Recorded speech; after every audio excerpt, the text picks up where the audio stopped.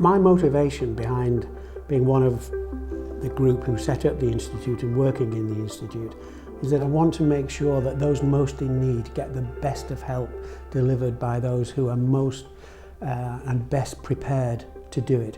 I want those who go out to help to be fully prepared to understand the much broader context in which they will work, the vulnerability of people, how they can navigate their way through the complex political, social and economic environment. Disaster management is the organisation and management of resources and responsibilities in response to any kind of humanitarian emergency.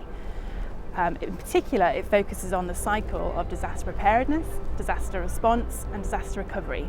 And when thinking about that cycle, it's a non-linear process. Those things, they overlap with each other, they mutually construct each other, they don't happen in isolation.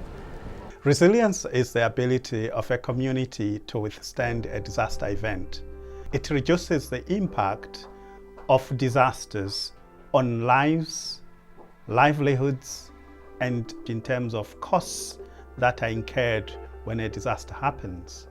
An example of resilience building is in Mozambique, where the government has put in place some policy measures to protect communities from the flood events by improving the early warning systems, where the communities are able to use flags to signal the onset of floods.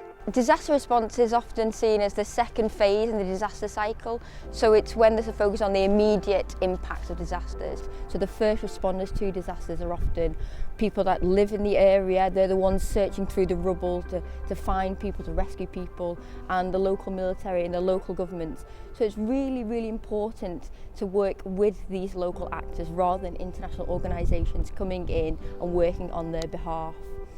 In 2010, an earthquake struck Haiti. It registered 7 on the Richter scale. Now this was a devastating disaster with over 300,000 people injured, over 220,000 people killed, and an estimated 1.3 million people were left homeless. What we saw in Haiti was a response that was very improvised, it was very disorganised. There was a lot of problems with clashes with local cultural norms, which made the response less effective and in many ways damaging to the local communities. And lessons learned are numerous, and HCRI has been involved in this research.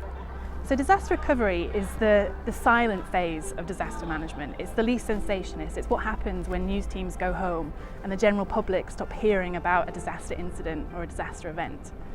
Disaster recovery can take a month or it can take generations. It really depends on the kind of disaster incident and the impact that it has and where it has happened. So when thinking about disaster recovery, it's not about trying to recreate a context that existed before the earthquake or before a hurricane or before a drought. It's about moving forward and trying to recreate a new society that is more sustainably developed, is more resilient and more able to cope with these kinds of challenges. In September 2007, Hurricane Felix hit Nicaragua on the Atlantic coast. It was declared an international emergency because of its grade 5 status and caused millions of dollars in damage. So my interest in the recovery process in Nicaragua was about how different farming communities were differently vulnerable and therefore had different experiences of the same hurricane. The same grade 5 hurricane doesn't affect everyone in the same place equally. It depends on things like livelihood diversification, vulnerability, whereabouts someone's house is. Is it placed on a slope or in a valley? How secure are people's domestic arrangements? So my research was about trying to understand the difference between different kinds of farmers in the same village who had all been affected by the same hurricane. It's fundamental to the original concept of humanitarianism that it was radical and it was about making change. And this is what the Institute does.